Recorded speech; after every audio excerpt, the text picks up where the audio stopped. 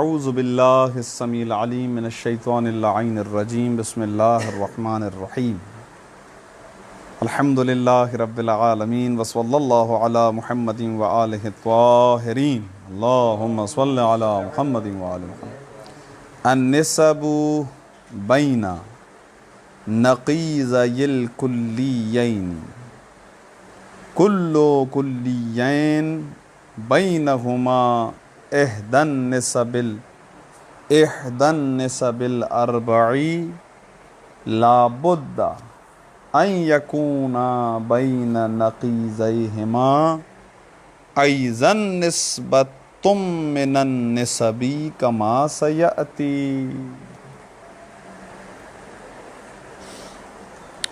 ولتعیین النسبۃ یحتاج الی اقامت البرہان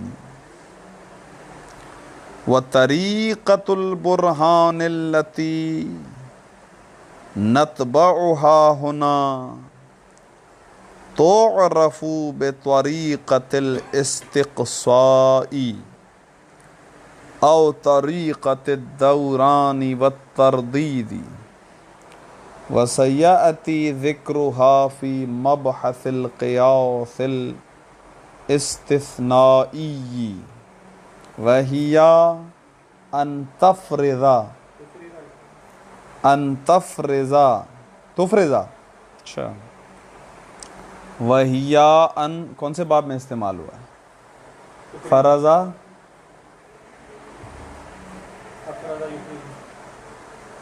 افرضا یفرض باب افعال ثلاثی مجرد میں متعدی نہیں ہے کیا؟ پتہ نہیں ہے مجھے جہاں تک پتہ ہے وہ ثلاثی مجرد میں بھی متعدی ہے. چلیں مسئلہ نہیں ہے، آپ دیکھ لیجئے گا اس کو پھر لغت میں تفرضا یا تفرضا یہ تو کام آپ کر سکیں گے انشاءاللہ. وہی ان تفرضا یا تفرضا جمیع الحالات المتصورة للمسألة ومتى ثبت فسادها جميعا عدا واحدة منها فإن هذه الواحدة هي التي تنحصر المسألة بها وتثبت صحتها. فلنذكر کیا حال ہیں آپ کے؟ خیریت سے ہیں آپ؟ ٹھیک ٹھاک ہیں؟ طبیعت سیٹ ہے آپ کی؟ جاگ رہے ہیں آپ؟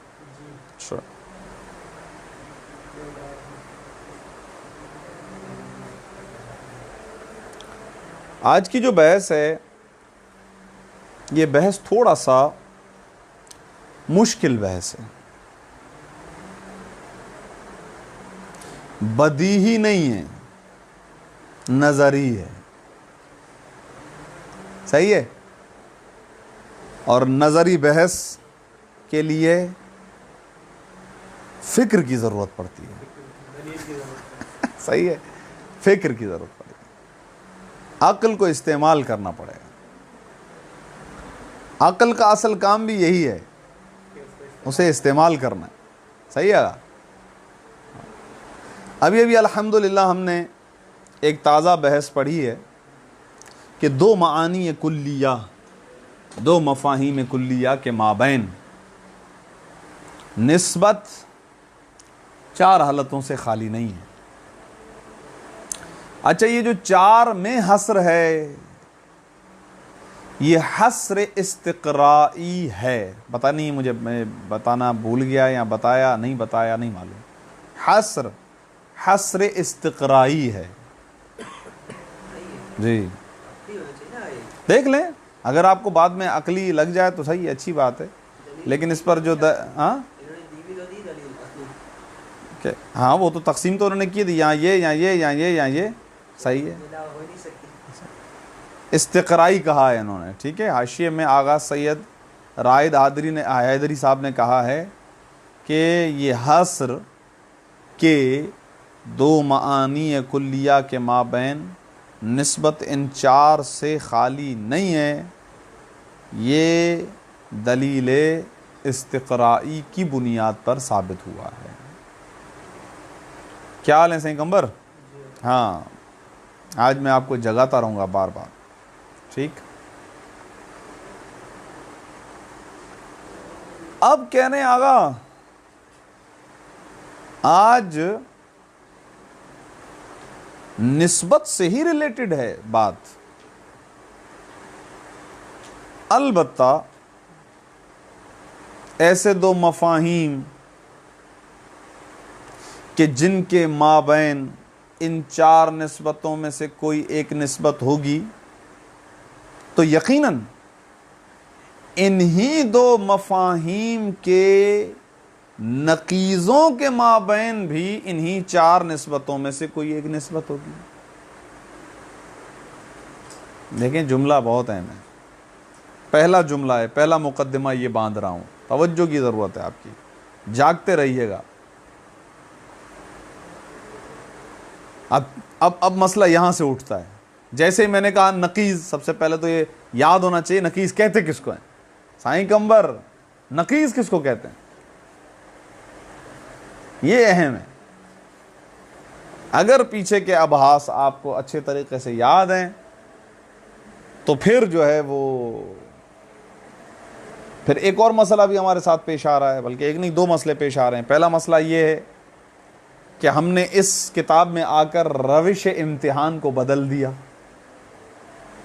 پہلے ہم رٹا پوچھتے تھے، آپ سے یاد کر کے کتاب مطالب پوچھتے تھے، اس میں ہم نے آپ کو تھوڑا سا ٹھنڈا جو ہے نا کر دیا کہ وہ عبارت کھولو، پڑھو اور سمجھاؤ، تو آپ بھی ٹھنڈے ہو گئے، چلو اب تو کچھ یاد کرنے کی ضرورت نہیں، عبارت کھولیں گے پڑھ لیں گے۔ یہ ایک نقصان۔ دوسرا نقصان، میں آپ سے درس نہیں سنتا، یہ اس سے بڑا نقصان ہے، جبکہ کم از کم بھی 2 دن تو سننا چاہیے، درس سننا چاہیے۔ تو یہ 2 نقصان آپ کے ساتھ جڑے ہوئے ہیں، اور اب بات بھاری ہوتی جا رہی ہے، بڑی بھاری ہوتی جا رہی ہے، کیونکہ اب بار بار لفظ استعمال ہوں گے پیچھے والے، نقیض، ما هو النقیض، آغا کمبر۔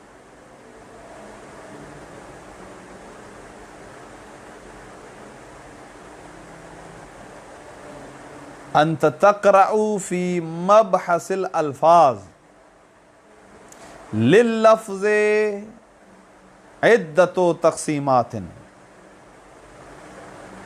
بما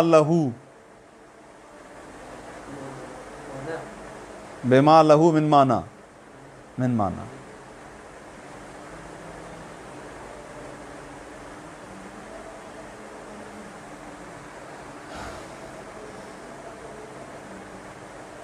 التقسیم الاول اللفظ بما هو لفظ واحد، التقسیم الثانی بما هو لفظ متعدد وهو قسمان، المترادف والتباين، الترادف والتباين، الالفاظ المترادفة والالفاظ المتباينة۔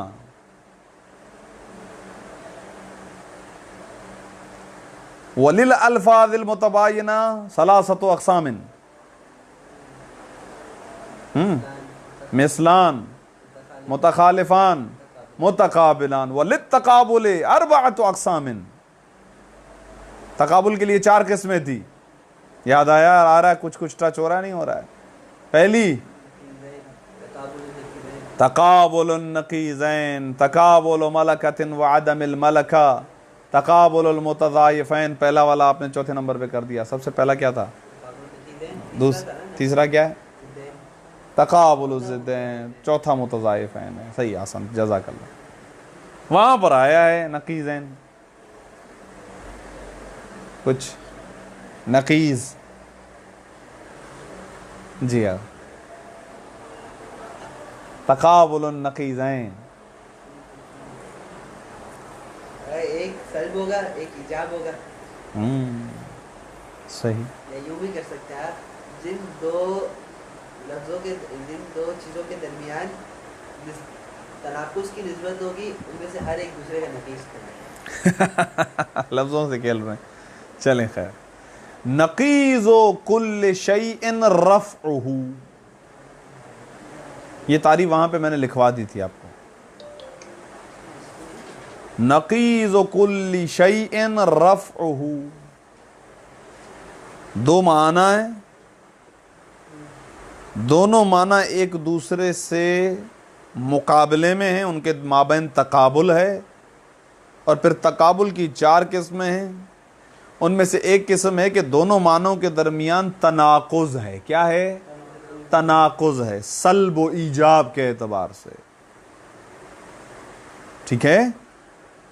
مثلا مثال کیا آئی تھی؟ انسان و لا انسان، بشر و لا بشر، منیر و غیر و منیر، یہ مثالیں آئی تھی وہاں پر آگا۔ انسان اور انسان کے علاوہ جو کچھ بھی ہے وہ انسان کا نقیض ہے۔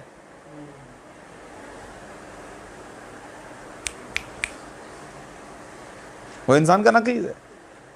تعریف یہ لکھوائی تھی، نقیض و کل شیء رفعہ،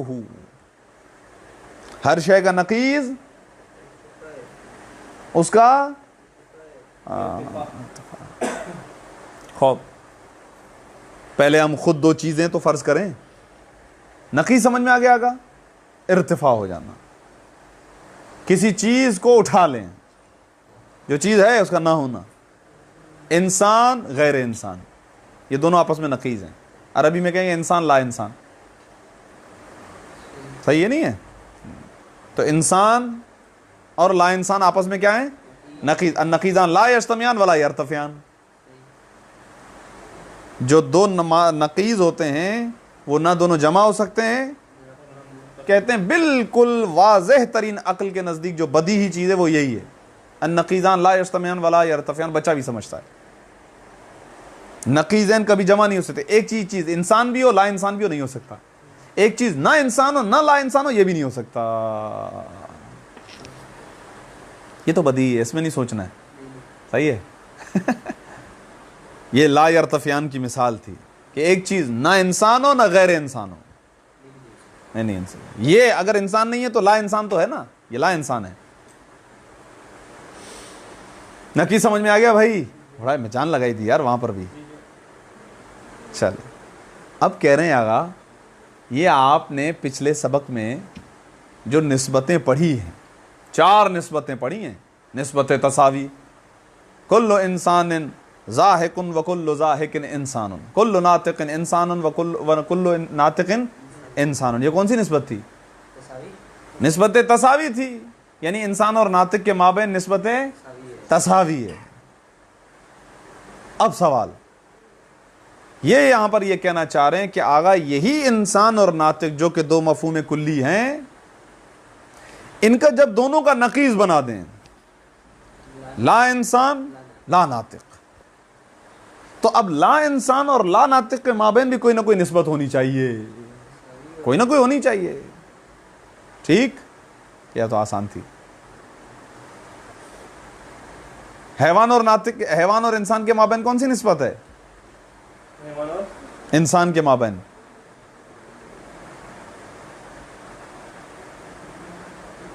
یوں جواب آنا چاہیے جی،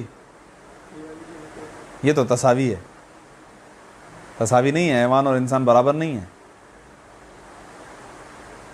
آگا عموم خصوص مطلق ہے، ابا نہ کرو یار، ایسا نہیں کرو یار، ایسا نہیں کرو۔ لیپ ٹاپ اور اس ماؤس میں کون سی نسبت ہے آگا؟ عموم خصوص مطلق کا مطلب ہے کہ بعض ایسے لیپ ٹاپ ہیں کہ جو ماؤس ہیں، یا کم از کم ایک طرفہ ہونا چاہیے کہ ہر ماؤس لیپ ٹاپ ہے، صحیح ہے؟ نہ ماؤس لیپ ٹاپ ہے نہ لیپ ٹاپ ماؤس ہے، اب بتائیں کون سی نسبت بنی؟ کتنا آسان کر دیا یار جی آگا۔ نہ کوئی فرد لیپ ٹاپ ماؤس ہے، نہ کوئی فرد ماؤس جو ہے لیپ ٹاپ ہے، کون سی نسبت ہوئی؟ 2 قضایا بھی بنا کر دے دیے میں نے، آسان آگا۔ تباین ہے بابا، کسی فرد لیپ ٹاپ کو ماؤس نہیں کہتے، اور کسی فرد ماؤس پر لیپ ٹاپ صدق نہیں آتا۔ تباین 3 دے دی، چوتھی دوں؟ چوتھی دوں؟ دیکھتا ہوں۔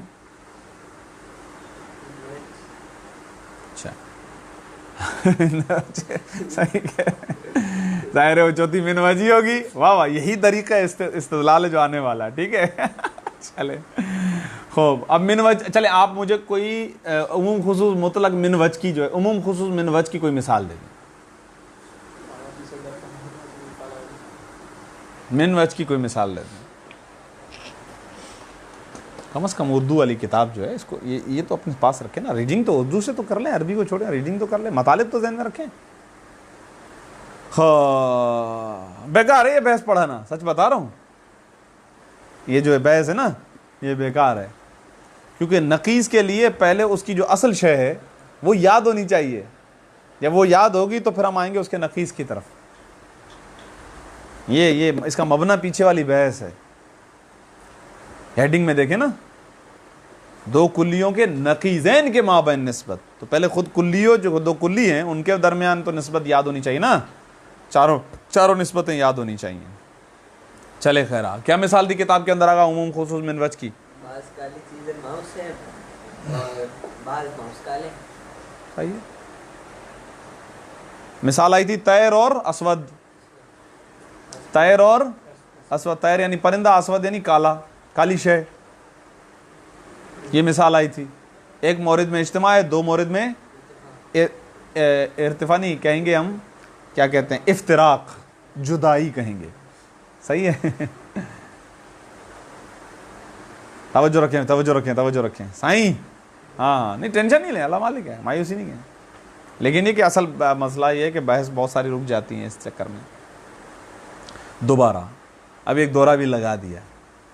کہہ رہے ہیں آگا دو مفاہیم کلیہ اگر ان کے مابین چار نسبتوں میں سے کوئی نسبت ہے تو لا شک فیہ, یقینی ہے ایسا کہ انہی دونوں مفاہیم کلیہ کے جو نقیض ہیں, نقیض سب سے زیادہ آسان ہے, شروع میں لا لگا دو صحیح ہے, یہاں غیر لگا دو. اور کیا تھا اس کے علاوہ کا, لا اور غیر کے علاوہ کوئی آئے گا؟ ٹھیک, تو آپ جو ہے جناب لا لگا دو کسی بھی شے کے سامنے, تو کہنے آگا انہی کے نقیض کے درمیان کیا نسبت ہونی چاہیے؟ یقیناً نسبت ہونی چاہیے, یہ تو طے ہے. لیکن خود مفاہیم کے مابین نسبت, اس کے لیے ہم نے کوئی دلیل برہان, ہم نے کوئی جو ہے وہ یہاں پر آپ کا ٹائم ضائع نہیں کیا تھا. اس کی وجہ یہ تھی کہ خود مفاہیم کے مابین نسبت یہ بدیہی ہے, بالکل واضح ہوتا ہے, آشکار ہوتا ہے. تھوڑا سا صرف ذہن متوجہ ہو جائے, اگر آغا کمبر حیوان اور انسان کے مابین نہیں بتا پائے تو اس کی وجہ یہ نہیں تھی کہ وہ نظری تھا. تھوڑا سا بھی اگر یہ متوجہ ہو جاتے تو یہ بتا پا سکتے تھے. صرف اصطلاحات میں الجھے ہوئے. کیا انہیں یہ پتا نہیں ہے کہ تمام انسان حیوان ہیں؟ لیکن آپ یہ جانتے ہیں کہ سب کے سب حیوان انسان نہیں ہیں. یہ تو دیکھیں, یہ تو بالکل نظری بدیہی واضح آشکار ہے. صرف اصطلاحات جو ہے نا وہ یاد نہیں کیے, اس کی وجہ سے ٹینشن لے لیا انہوں نے. ہمیں کور کر رہا ہوں, واپس ان کو لانا بھی ہے کلاس کے اندر. صحیح ہے, سوال کر کے ان کو میں ایسے نہیں پیچھے بھگا دوں. خوب, تو کہہ رہے جس طرح خود مفاہیم کے مابین نسبت نظری بدیہی ہے, آشکار ہے, واضح ہے, تھوڑا سا اگر صرف نظر کریں متوجہ ہو جائیں تو پتہ چل جاتا ہے کہ ان دونوں مفاہیم کے مابین کون سی نسبت ہے. اس طرح ان مفاہیم کے نقیضوں کے مابین جو نسبت ہے وہ بدیہی نہیں ہے, وہ تھوڑی سی مشکل ہے. تأمل کرنے کے بعد بھی اگر آپ کہہ دیں کہ ایسا ہے, جیسے آغا نے ابھی فوراً کہا کہ دونوں مثلا ایسے دو مفاہیم کے جن کے مابین تساوی کی نسبت ہے, انہی دو مفاہیم کے نقیضوں کے مابین بھی تساوی کی نسبت ہے, تو میرا ذہن فوراً قبول نہیں کرے گا. میں پوچھوں گا کیسے, میں کیسے پوچھوں گا ان سے, کیونکہ نہیں کر رہا ذہن قبول. یہ پوری انہوں نے یہ مقدمہ یہاں پر آگا باندھا ہے. اب دو جملوں میں آسان سنیں دوبارہ. دو مفاہیم کلیہ کے مابین چار نسبتوں میں سے کوئی نہ کوئی نسبت ہوگی. انہی دو مفاہیم کے جو نقیض ہیں ان کے مابین بھی چار نسبتوں میں کوئی نہ کوئی نسبت ہوگی. لیکن خود مفاہیم اور ان کے نقائض کے مابین جو نسبت ہوتی ہے ان میں ایک بنیادی فرق ہے. خود مفاہیم کے مابین جو نسبت ہے اسے تھوڑا سا غور کریں, صرف تھوڑا سا دیکھیں تو ہمیں سمجھ میں آ جاتی ہے. وہ اس کا مطلب وہ نظری نہیں ہے, وہ بدیہی ہے, آشکار ہے, صرف متوجہ ہونے کی دیر ہے, نسبت سامنے آ جائے گی. لیکن جو ان کے نقیض ہیں ان کے مابین جو نسبت ہوتی ہے اس کا پتہ اتنا آسانی سے لگانا ممکن نہیں ہوتا, مشکل ہوتا ہے.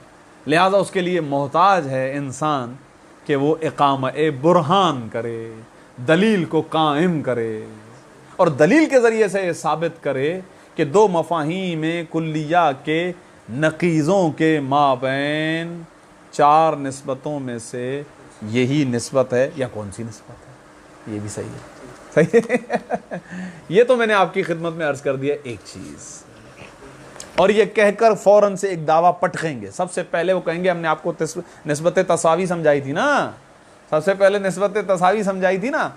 تو اب ہم دیکھتے ہیں کہ ایسے 2 مفاہیم کے جن کے مابین تساوی کی نسبت ہے، اگر ان کے نقیض بنائیں تو کیا ہوگا؟ ان کے مابین کون سی نسبت ہوگی؟ ان کے نقیضوں کے مابین۔ تو پہلے ڈائریکٹ سے پھٹ کر کے جو ہے نا وہ دعویٰ پھینکیں گے، کہیں گے ہم پورا کام کر چکے ہیں، ہم دعویٰ پٹکتے ہیں۔ لیکن آپ تو ہم سے سوال کریں گے کیسے؟ تو کیسے کے لیے ہم ایک پورا برہان قائم کریں گے، اور اس برہان کے لیے استدلال کا کئی طریقے ہیں، استدلال کے طریقے ہیں جو انشاءاللہ منطق اول کے ہی آخری جز میں پڑھیں گے ہم۔ ان میں سے ایک طریقہ استسقاء ہے، استقصاء ہے، استقصاء۔ ابھی اتفاق سے اگر آپ اس کلاس میں ہوتے تو بڑا آسان ہو جاتا۔ الحمدللہ میں الحمد مرفوع کیوں ہے،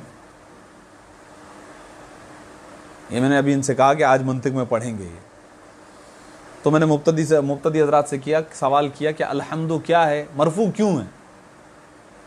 تو کوئی کہہ رہا تھا فرض کریں فاعل ہے، کوئی کہہ رہا تھا فلاں۔ میں کہا نہیں، پہلے 8 کے 8 کو ذہن میں لے آؤ مرفوعات، ان میں سے ایک ایک کو فٹ کرو۔ فاعل نہیں بن سکتا پہلے فعل نہیں ہے، نائب فاعل نہیں بن سکتا پہلے فعل مجہول نہیں ہے، خبر نہیں بن سکتا پہلے مبتدا نہیں ہے۔ مثلا نواسخ میں سے کوئی ایک نہیں ہو سکتے، اس لیے پیچھے کوئی نواسخ ہی نہیں ہے، تو مبتدا خود بخود فائنل ہو گیا یا نہیں ہو گیا؟ اس کو کہتے ہیں طریقۃ الاستقصاء۔ جمیع الاحتمالات کو پہلے آپ لے آؤ، ان میں سے ایک ایک کو رد کرو، جو آخری بچے گا وہ خود بخود فائنل ہو جائے گا۔ اس کو کہتے ہیں دلیل دوران و تردید، دلیل حسب و احتمالات، بعض نے اسے دلیل خلف یا دلیل خلف سے بھی تعبیر کیا ہے، اور اس طریقہ استدلال کو کہتے ہیں طریقۃ الاستقصاء۔ اس کی ڈیٹیل منطق اول میں قیاس استثنائی کے ذیلی بحث کے طور پر بیان کی جائے گی، باقاعدہ وہاں پر اس کی آفیشیل ڈیفینیشن آئے گی۔ یہاں انہوں نے فقط یہ بتایا وہی یا ان تفرضا، سب سے پہلے آپ تمام تر احتمالات جو بھی ممکن ہیں ان سب کو لے آؤ۔ بھائی یہ مرفوع ہے الحمد، تمام مرفوعات کو لے آؤ، سامنے رکھو، تمام مرفوعات کو لے آؤ، ایک ایک کو فٹ کرو۔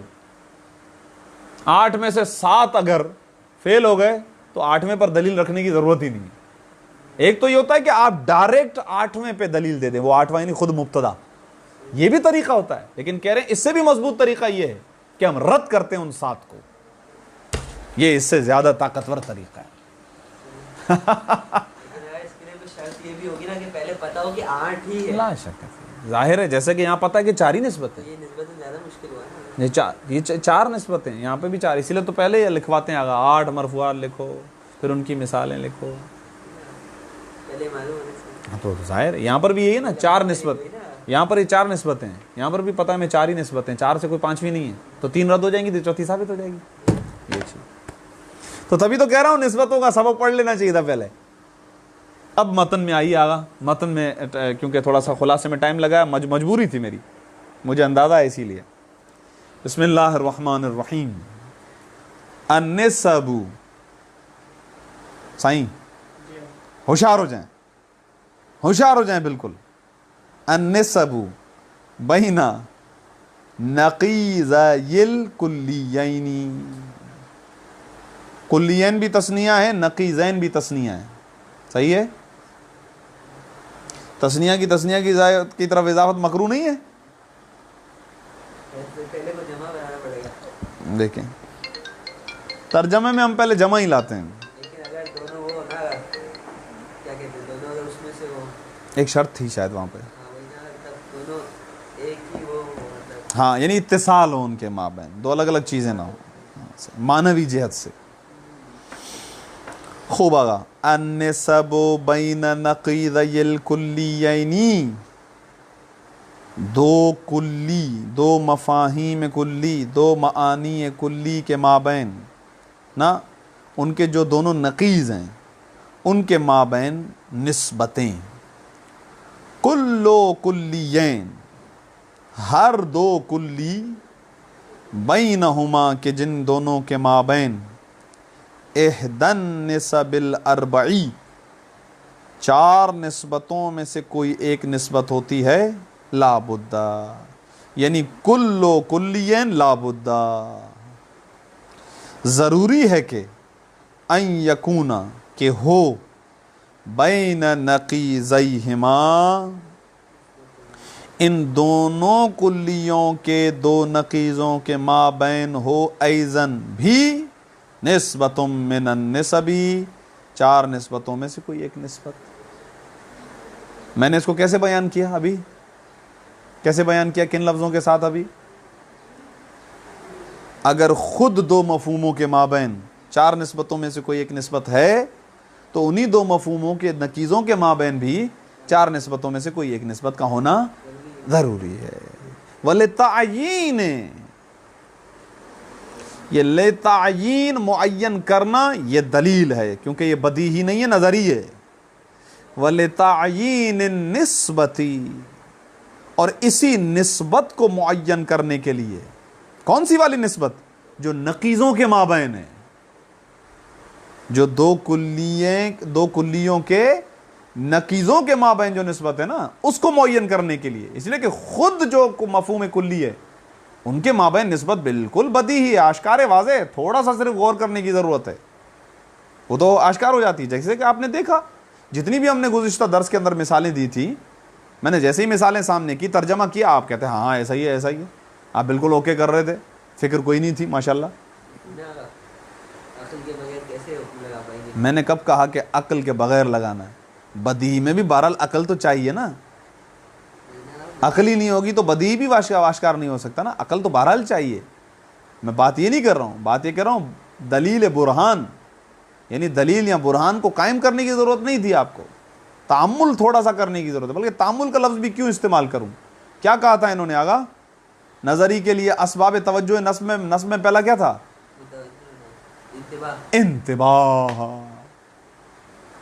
انتباہ کے ساتھ دوسرا بھی ضروری تھا کم از کم تین ہونے چاہیے تھے انتباہ کے بعد ذہن سالم ہونا چاہیے نا عقل ہی نہیں ہے تو ختم ہو جائے گی کہانی. وَلِتَعْیِینِ النِّسْبَةِ اور النسبہ الف لام اشارہ ہے بین نقیضین کی طرف اور اسی نسبت کو معین کرنے کے لیے یحتاجو اس کو مجہول پڑھ لیں صحیح ہے محتاج ہوا جاتا ہے الی اقامت البرہانی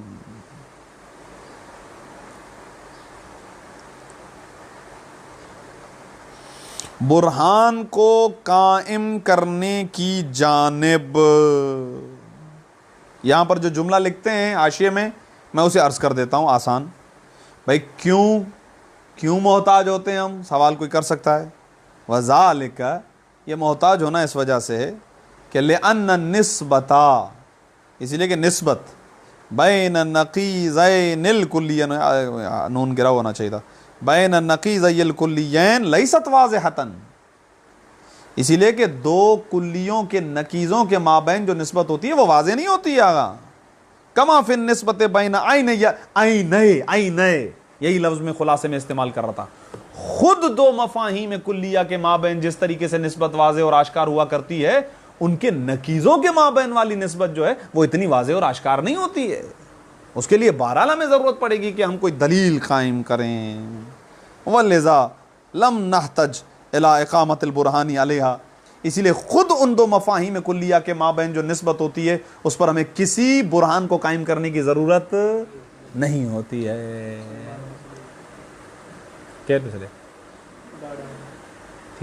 کلاس یار جلدی.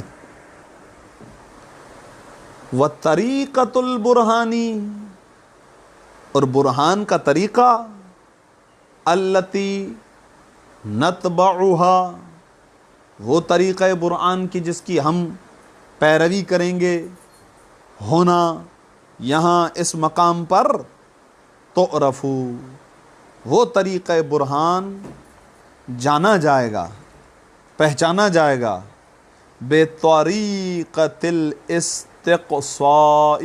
اچھا دیکھیں استقصاء کا لغوی معنی ہوتا ہے کھوج لگانا جو ابھی آغا ذہن کہہ رہے تھے نا پہلے پتہ ہونا چاہیے نا کہ بھائی وہ 8 ہیں مرفوعات مثلا، پہلے وہ پتہ ہونا چاہیے نا کہ جناب عالی وہ 4 ہیں نسبتیں. اسی کو کہتے ہیں طریقۃ الاستقصاء.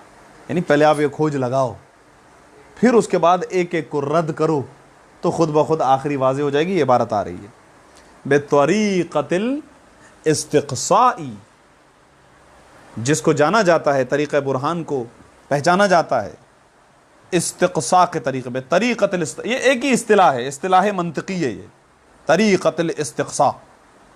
ٹھیک، یا اس کا ایک اور نام بھی ہے، وہ کیا ہے؟ او طریقۃ الدوران والتردید، طریقہ دوران و تردید، یہ بھی اس کا ایک نام ہے. طریقہ حسب و احتمالات، یہ بھی اس کا ایک نام ہے. یا دلیل دوران و تردید، یہ بھی اس کا نام ہے. دلیل کہیں لکھا ہوگا، کہیں پہ لفظ طریقہ لکھا ہوگا، اس میں کوئی وہ مسئلہ نہیں ہے. بھائی یار یہ کیا ہے یار، یہ تو ایک عجیب اصطلاح آ گئی یار. ٹینشن نہیں لو بابا، وَسَيَأْتِي، ان قریب آئے گا، ذکرها، اس کا ذکر آئے گا، فی مبحث القیاس الاستثنائی، قیاس استثنائی کے مبحث میں. یہ جلد ثانی میں غالباً مجھے لگ رہا ہے، ہاں جلد ثانی میں، اول نہیں، جلد ثانی میں. صحیح ہے، صحیح، اشتباہ ہوا مجھ سے، خلاصے میں غالباً. وَهِيَا، بھائی یہ ہے کیا، تھوڑا سا کچھ تو بتا دو. ٹھیک ہے ہم تفصیلی بحث تو وہیں پہ کریں گے، کچھ تو بتا دو. کہہ رہے ہیں ہاں بالکل بتائیں گے، اسی لیے کیونکہ ہمیں اسی سے تو ابھی کام لینا ہے. وَهِيَا، یہ طریقۃ الاستقصاء، ان تفرزا، آغا کمبر کی پیروی کرتے ہوئے، ان تفرزا یا ان تفرزا، وہ آپ دیکھیے گا انشاءاللہ. ماشاءاللہ بزرگ، آپ بہت بڑے بزرگ ہو گئے نا. آپ کا فرض کرنا ہے، انتا اس کے اندر آپ فرض کریں، آپ کا فرض کرنا جمیع الحالاتی، تمام حالات کو. کون سے حالات؟ المتصورتی للمسئلتی، مسئلے کے لیے تمام تر حالات متصورہ کو فرض کرنا. متصورہ ای معقولہ، صحیح ہے. جیسے یہاں پر ہم نے کیا کہا تھا، الحمد مرفوع ہے، تو مرفوعات میں سے کوئی ایک ہوگا. تمام احتمالات لے آؤ مرفوعات کے، الحمد سامنے کی مثال ہے، اچھی بات ہے. یا مثلا آپ کو نسبت طے کرنی ہے نا، چاروں نسبتیں لے آؤ ایک ایک کر کے. 4 ہی ہے نا، جمعی احتمالات میں یہاں پر 4 آ جائیں گی، تو وہ چاروں لے آؤ. پھر کیا کرتے ہیں آپ؟ متا ثبت فسادها، پس جب ان کا فساد ثابت ہو گیا، جمیعاً سب کے سب کا، عدا واحدۃ منہا، ان احتمالات میں سے ایک کو چھوڑ کر،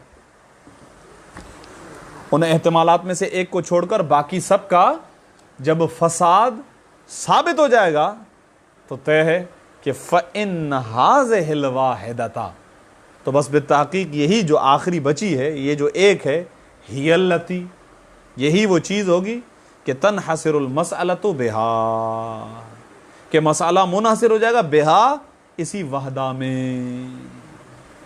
ہاں کی ضمیر وحدہ کی طرف پلٹ رہی ہے.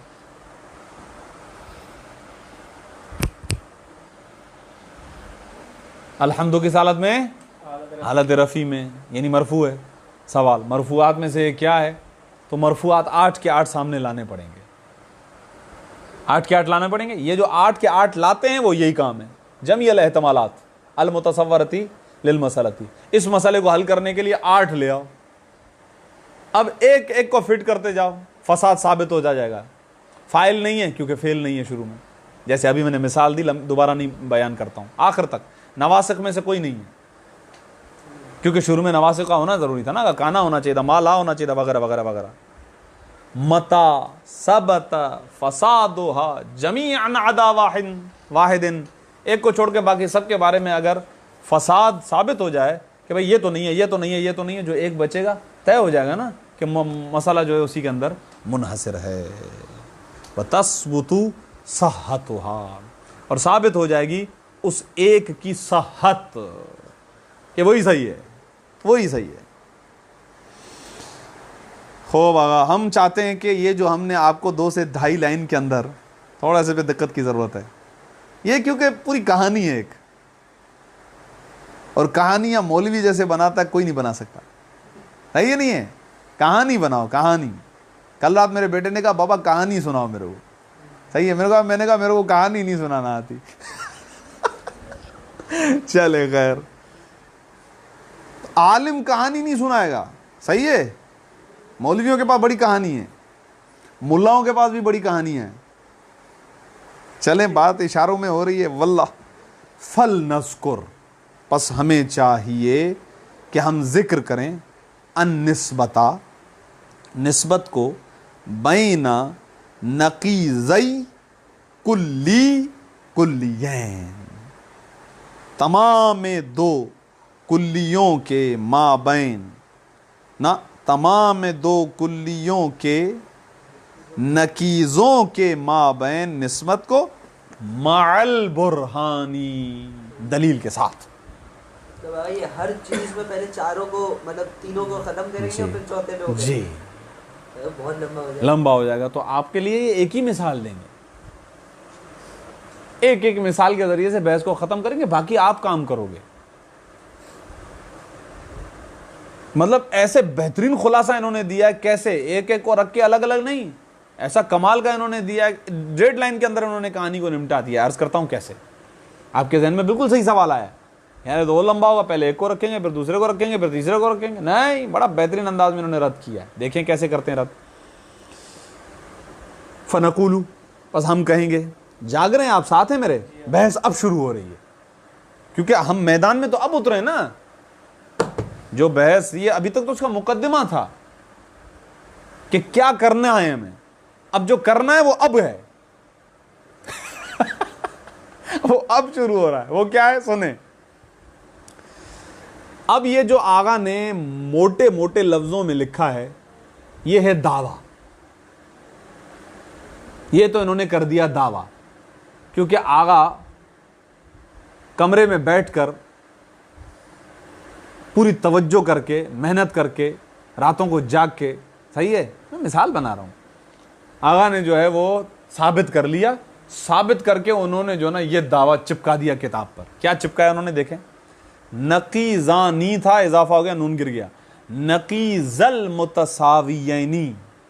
صحیح ہے، 2 مفاہیم کلیہ متساویین کہ جن کے مابین تساوی کی نسبت ہے، ان کے 2 نقیضوں کے مابین بھی تساوی کی نسبت ہے. یہ میں نے اس کا مفہومی ترجمہ کیا، لفظی ترجمہ. 2 متساویین کے نقیضوں کے مابین، یا 2 متساویوں کے نقیضین بھی متساوی ہوتے ہیں.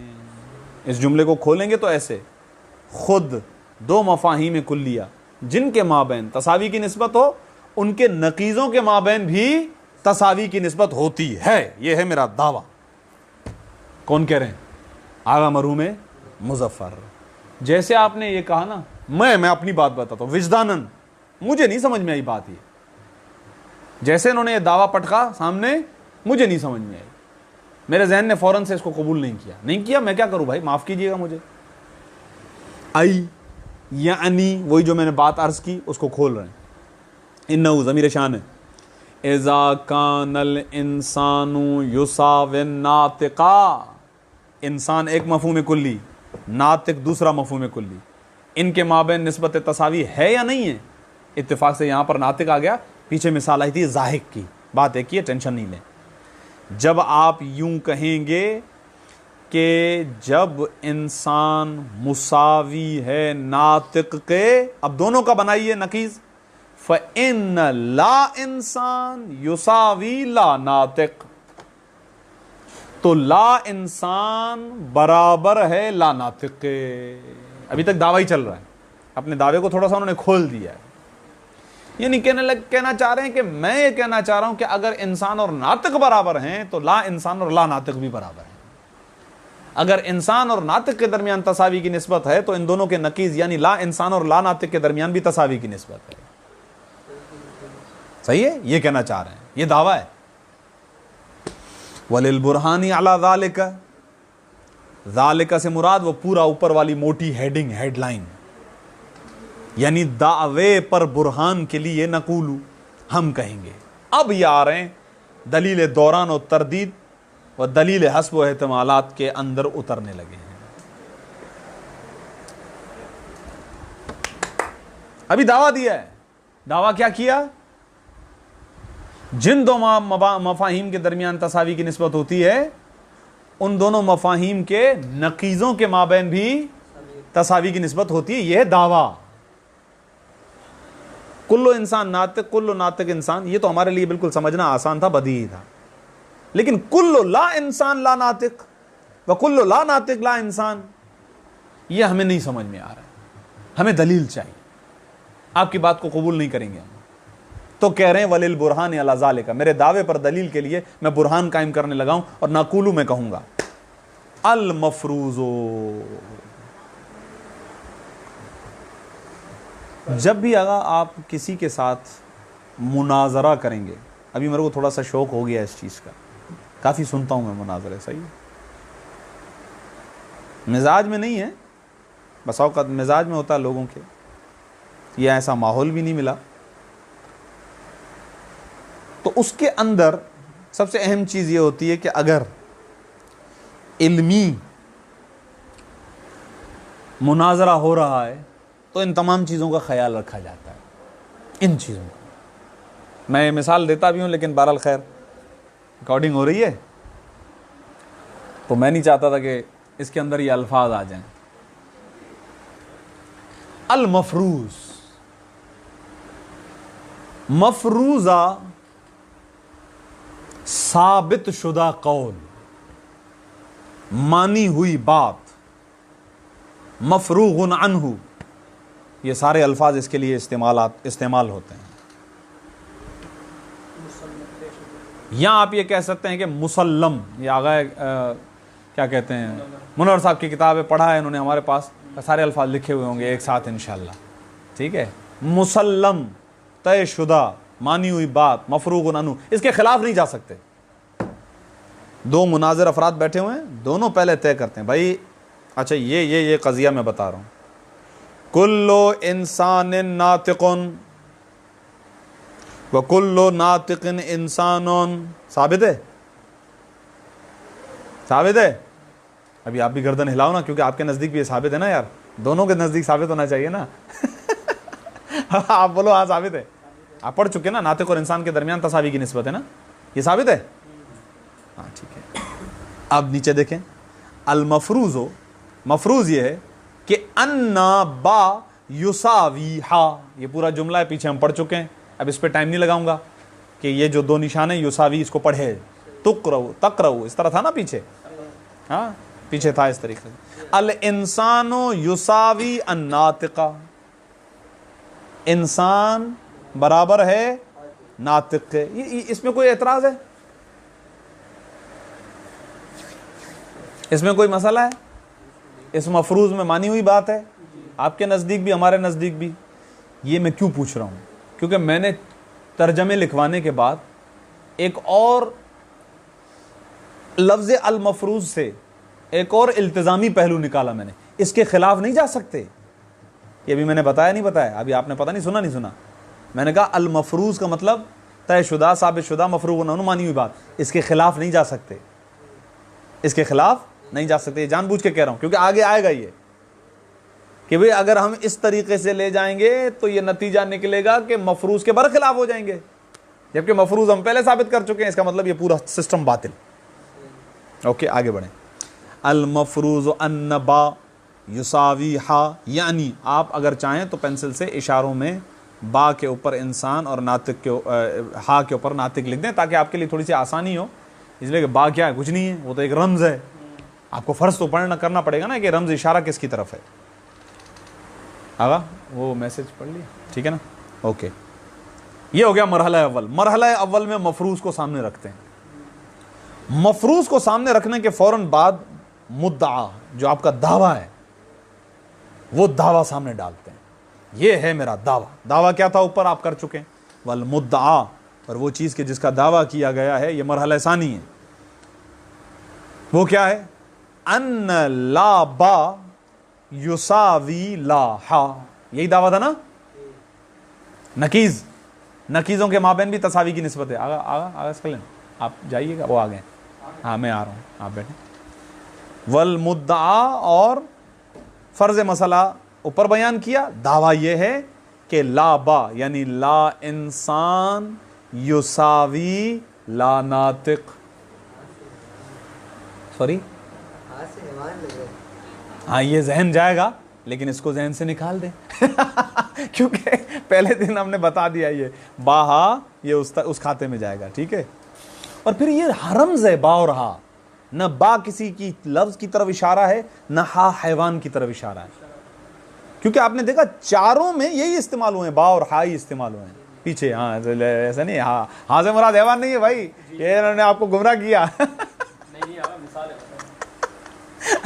چلے خیر ٹھیک ہے. تو ہم یہاں پر انشاءاللہ یہاں پہ روکتے ہیں، اس سے کنٹینیو کریں گے. درس کو نہیں روکتے، ریکارڈنگ کو روک رہے ہیں.